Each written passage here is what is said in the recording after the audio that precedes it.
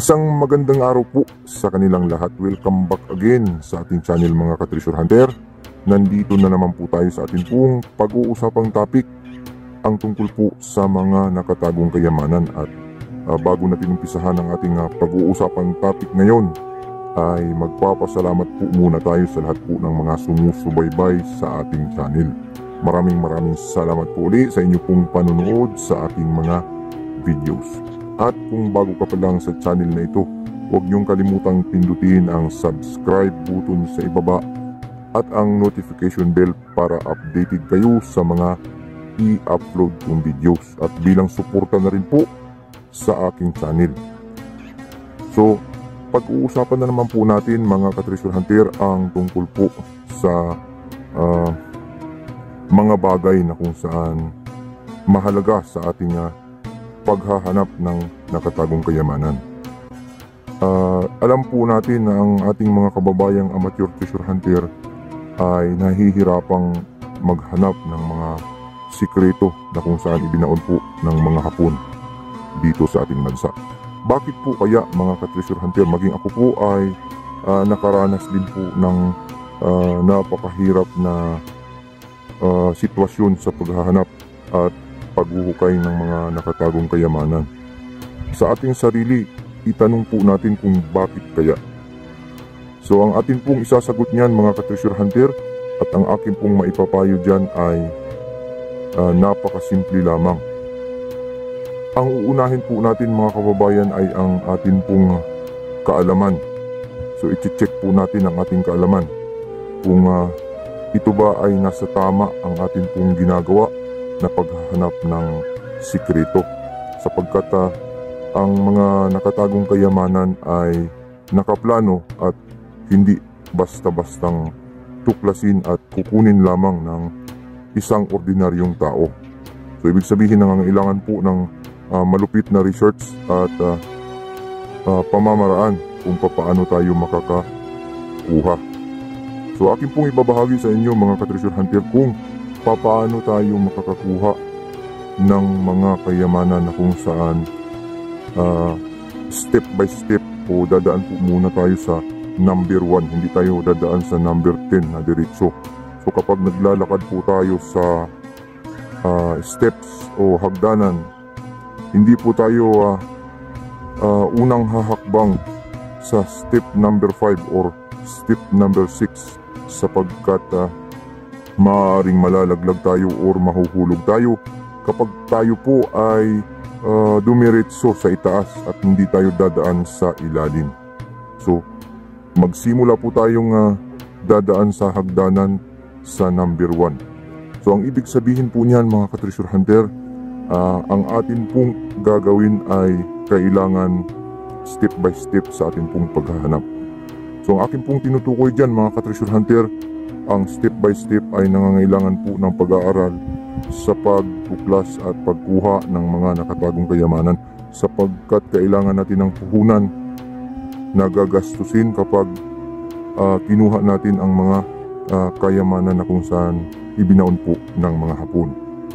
So ang atin pong unang gagawin upang makakakuha tayo ng mga nakatagong sikretong kayamanan ay una po ay ang kaalaman.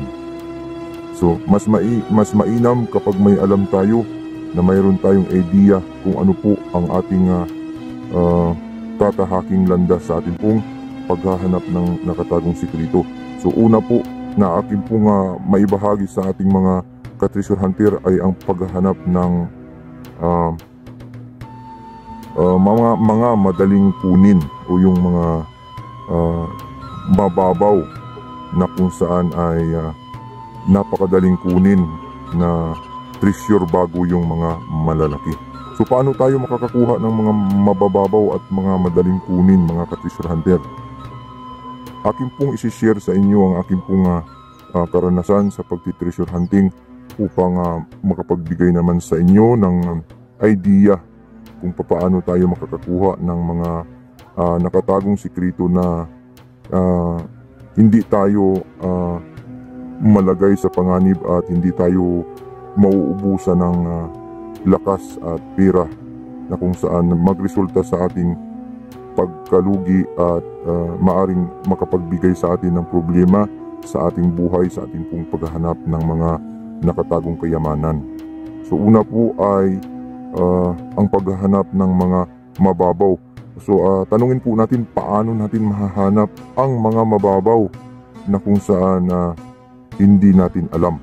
So una, hahanap po tayo ng kaalaman, mga idea, paano natin kunin, saan natin kukunin, saan lugar at ano po ang mga lugar na pupuntahan natin kapag kumuha tayo ng mga mabababaw na target. So kapag ang isang tao po ay naghahanap or tumutuklas, ihahalin tulad po natin ang ating pong sarili sa isa pong mandirigma, na kung saan ang mandirigma ay kapag susugod or pupunta sa digmaan ay kailangang may dalang armas. So ano-ano po ang armas ng kailangan para sa isang treasure hunter? Ang una po ay kaalaman, pangalawa po ay ang gamit. So ang mga mababaw na tinutukoy natin ay kailangan ng gamit, mga ka-treasure hunter. At ang gamit na ito sa makabagong panahon ay ang mga gamit na teknolohiya na metal detectors or mga detector po na kung saan nakakatukoy ng mababaw lamang. So ang akin po tinutukoy dyan ay yung mga 2 meters metal detectors lamang na kung saan pwede natin gamitin sa mga mababaw. So hindi po tayo bibili ng mga axe locator kaagad na kung saan ay mga malalalim ang target at mauubusan po tayo ng tira sa paghuhukay, sapagkat kahit nalaman natin na nandyan ang target ay umaabot sa 100 feet to 200 feet ang mga target na kung saan ay gagastos tayo ng napakalaki bago natin ito makukuha. So ibig sabihin, kahit nalaman natin dahil may axe tayo or may mga locator tayo na mga high technology, subalit magkakaroon tayo ng problema sapagkat malaki po ang gagastusin natin bago natin ito makukuha. So malulugi tayo. So may iba huminto na, hindi pa nakukuha ang treasure sapagkat napakahirap kunin sapagkat ang laki nga ng gastos. Ang iba gumagastos ng 100 million, 200 million, mahigit pa bago makukuha ang nakatagong sikreto.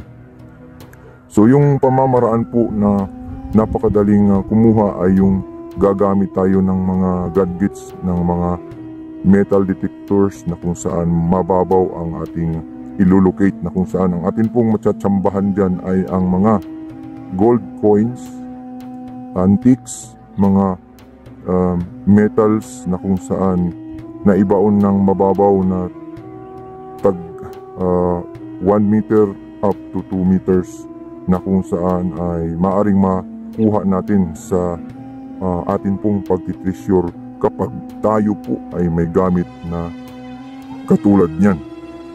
So kapag wala po tayong gamit ay talagang mangangapa tayo, hukay lang tayo ng hukay.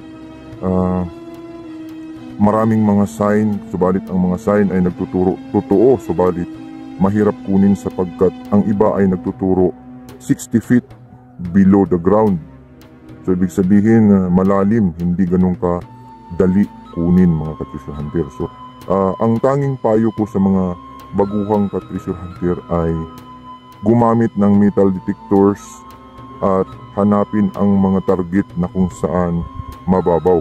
So maraming nasasabi ang metal detectors, dadakip naman yan ng mga metal katulad ng pako, lata at kung ano-ano pa. Kaya akin pong maipayo sa inyo, mga ka-treasure hunter, totoo na dadakip po. Subalit may mga metal detectors ngayon na high-tech na kung saan may diskriminasyon na pwedeng alisin ang mga metals na iba at ang matitira lamang ay ang mga precious stone. So tinatawag nilang non-ferrous at saka ferrous selector. So ang ibig sabihin, pwedeng bakal, pwedeng ginto ang inyong madidetect. So saan po tayo makakadetect ng mga precious metals na kung saan maaaring makakuha tayo or madali tayong makahanap? So kapag mayroon po tayong mga gadgets, mga detector, metal detectors ang una po nating aalamin ay yung area ng target. Yung target po natin katulad ng mga luma po na mga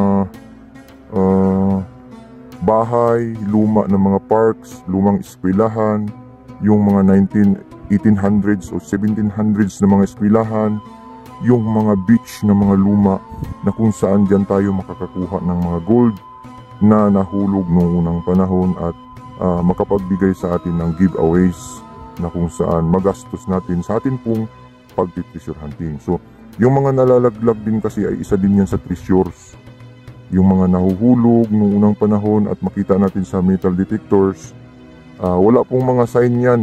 Direkta po nating makukuha yan sa pamamagitan po ng mga metal detectors. So, tiyagaan lang po talaga. Kung wala kang tiyaga, wala kang nilaga. So, ganun po ang pag-treasure hunting. Kailangan natin ng tiyaga, kaalaman, at kailangan din natin na alamin kung saan ang ating target sa paghahanap ng mga nakatagong kayamanan. So, yan po ang una na first step. Magsimula ka sa maliit, huwag tayo magsimula sa malaki. So, bihira lang po yung nakachamba ng nagsimula ng malaki, subalit mayroon po yung tinatawag na kadahilanan, maaring sinwerte or natsambahan lamang. So, sa pamaraan po ng pag-treasure hunting, ay yan po ang aking maipapayo muna sa inyo mga ka-treasure hunter.